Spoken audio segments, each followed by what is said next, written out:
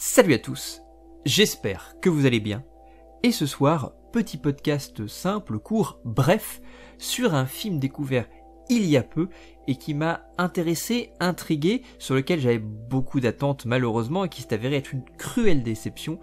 Il s'agira donc de parler de Démonique de Neil Blomkamp. Donc Neil Blomkamp, vous le connaissez tous, un réalisateur sud-africain qui a réalisé l'excellentissime District 9, produit par Peter Jackson, puis un Elysium un petit peu en dessous, mais tout de même intéressant, très bourrin, mais dans son approche, en tout cas de l'action, qui est vachement intéressant, et puis avec des visuels quand même assez inédits qu'on voit nulle part ailleurs, donc c'est pour ça que le film me plaît beaucoup, malgré, on va dire, ses maladresses, notamment philosophiques, et un Chappie que moi j'adore vraiment du fond du cœur, qui est un très très très beau film, pareil,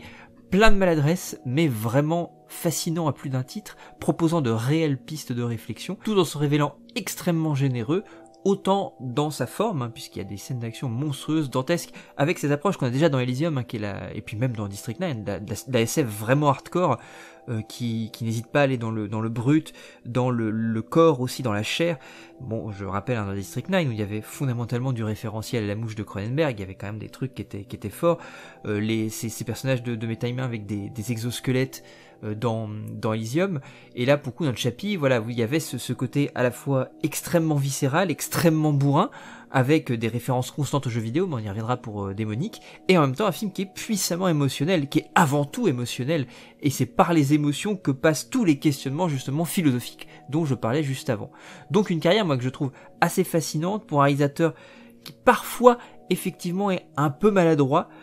quand il est pas forcément drivé par un producteur aussi prestigieux que Peter Jackson, donc j'entends sur Elysium et sur Chappie, mais qui en même temps a une puissance de mise en scène, une inventivité, une folie, et encore une fois une croyance, une foi profonde dans la SF hardcore, que moi je ne peux tomber qu'en pas moins en fait devant sa carrière, en tout cas jusqu'alors. Et puis arrive Démonique. Alors Démonique, moi c'est un film qui m'intéressait dans la mesure où c'était la promesse du passage de Neil Blomkamp à l'horreur. Et ça m'intéressait particulièrement de voir ça, d'autant qu'en plus de cela, la bande-annonce promettait aussi un postulat de SF, qui justement faisait une sorte de cohérence, amenait une cohérence par rapport à toute la carrière de SF qu'il avait derrière lui. Donc quelque chose d'intéressant, une sorte d'hybridation entre un concept de SF proche, très très proche, moi c'est la première chose à laquelle j'ai pensé, aux The Cell de Tarsem Singh, avec Jennifer Lopez et Vince Vaughn et Vincent D'Onofrio. Excellentissime film au passage, mais je reviendrai un petit peu sur le comparo avec celui-ci, parce que je trouve qu'il y a des ponts à faire. Donc, et puis le film de possession, donc pourquoi pas, intéressant au demeurant. Et puis la bande-annonce promettait quand même quelque chose d'un peu original, un peu expérimental, et qui travaillait vraiment sur ces deux univers, un univers qui est de l'ordre de la simulation, qu'on apprend très vite dans le film, et puis le monde de la vérité, de la réalité, véritable, si je puis dire ça comme ça, pour reprendre les mots de Karim Debache. Donc là, le film est assez intéressant sur ce postulat-là, malheureusement, et c'est vraiment la tristesse qui m'a empli quand j'ai découvert le film, toutes ces promesses-là sont loin, très très très loin d'être tenues. Donc narrativement c'est très simple, on suit une jeune femme, elle a perdu sa mère depuis plusieurs années puisque sa mère a été incarcérée parce que coupable de plusieurs crimes, et elle va être invitée par un concours de circonstances à participer à une sorte d'expérience scientifique qui va permettre à reprendre contact avec sa mère qui elle est dans le coma, et de pouvoir essayer de prendre contact avec elle, d'entrer dans son esprit pendant ce coma-là pour pouvoir savoir qu'est-ce qui ne tourne pas rond, pourquoi elle n'arrive pas à reprendre conscience. Bien sûr elle va découvrir qu'à l'intérieur de l'esprit de sa mère se trouve autre chose. Fondamentalement en fait c'est très très simple, vous allez voir que le scénario justement ne brille pas pour son originalité et c'est déjà un problème pour le film. Je parlais tout à l'heure de The Cell de Tarsem Singh, on est quand même très très très proche, sauf que le problème il va venir très très vite, c'est ce que nous promettait la bande-annonce, c'était finalement ce monde de simulation, ce monde de jeux vidéo, j'entends vraiment cette idée de jeu vidéo qui est important parce que depuis le début de sa carrière, Neil Blomkamp prend beaucoup de temps pour faire des références aux jeux vidéo, je rappelle notamment à Halo dans District 9 par exemple, mais il y a toujours ce travail en fait, notamment dans le cadre de la partie action pour le coup, parce que là il n'y a pas d'action dans celui-ci, pour le coup où on avait du référentiel aux jeux vidéo. Là pour le coup, lorsque on a ces passages où la jeune femme entre dans l'esprit de sa mère, on a une sorte de style qui est vraiment intéressant, parce qu'on est dans quelque chose, alors moi c'est un petit peu comme ça que je l'assimile, on est très proche moi de Life is Strange par exemple, une sorte de version un petit peu ultra buggée, un petit peu avec des glitches partout de Life is Strange. Donc ça fait quelque chose d'intéressant parce que ça te met une sorte de vallée d'étrange, qui est en étrangeté, qui fonctionne très très bien en fait, dès lors qu'elle pénètre dans cette simulation là, qui permet de simuler, on va dire, le monde intérieur ou l'esprit de sa mère. La mise en scène fait continuellement écho à pas mal de mises en scène vidéoludiques. Je pense notamment, alors je parlais tout à l'heure de Life is Strange pour le style graphique en tout cas, il y a pas mal de références à la Silent Hill, notamment dans la première apparition de la créature, que je trouve qui ressemble énormément à celle qu'on peut trouver, parce que elle est filmée vraiment, alors il y a un peu de FPS, à certains moments, il y a un plan, une séquence particulière où il y a du FPS pour le coup, il y a une autre séquence pour le coup qui fait référence au TPS, alors voilà, où c'est vraiment filmé à la troisième personne, comme un jeu à la troisième personne, même d'ailleurs dans le vrai monde de la réalité véritable, où on est vraiment déjà dans une sorte de tentative d'hybridation telle que le fait Neil Blomkamp depuis le début avec le jeu vidéo. Et donc vous avez ce plan très intéressant où la première créature, la créature apparaît en fait vraiment, où on est derrière le personnage principal, où la caméra suit ses mouvements, elle tombe au sol en fait en reculant, et d'ailleurs le design du monstre est plutôt chouette. Bien sûr, malheureusement, il est très très peu utilisé de manière, on va dire, pertinente. Notamment aussi quand le personnage se déplace dans les bâtiments, vous avez une sorte de vision qui est très proche de ce qu'on trouve dans Diablo ou même des Sims, hein, si vous voulez, parce que les scientifiques regardent ce qui se passe à l'intérieur, ils ont une vision, ils ont une visibilité sur ce qui se passe à l'intérieur de la tête de la maman, et donc ils peuvent suivre l'héroïne dans les méandres de son esprit, et là on est vraiment dans une sorte de vision divine, hein, si vous voulez, au sens où on l'a dans les Sims, où on a la vision de Dieu, où on voit à travers les murs dans cette mesure pour voir le personnage se déplacer, et ça c'est vraiment chouette. Sauf que, et là le problème, c'est que ce truc intéressant,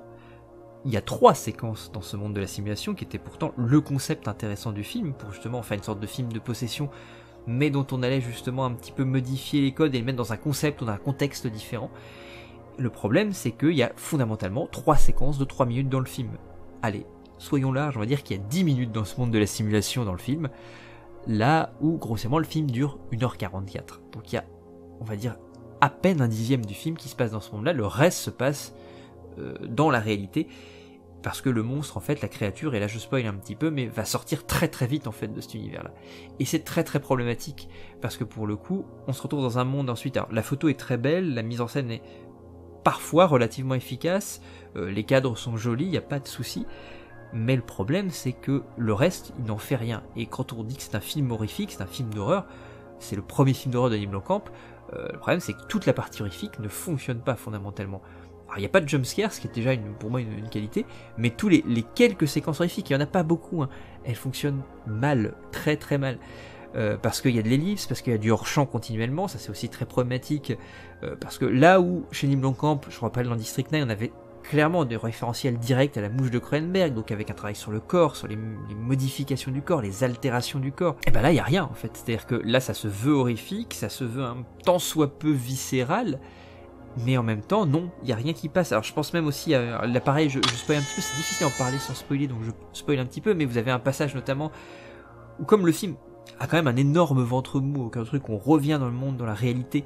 et il ne se passe fondamentalement rien. Alors, même petite parenthèse aussi sur cette idée que dans le monde, je disais que le monde virtuel, la simulation est intéressante graphiquement, dans cette idée de la vallée de l'étrange, de ce monde hyper glitché, qui ramène un petit peu à toute cette culture de la vidéo, de jeux vidéo cursed, hein, de maudit, qu'on trouve dans toute la pop culture, sur YouTube, dans le domaine des jeux vidéo, ça c'est chouette, mais n'empêche que c'est des séquences de 3 minutes, je rappelle, hein, c'est vraiment très très court, et c'est souvent pour des discussions, c'est-à-dire qu'il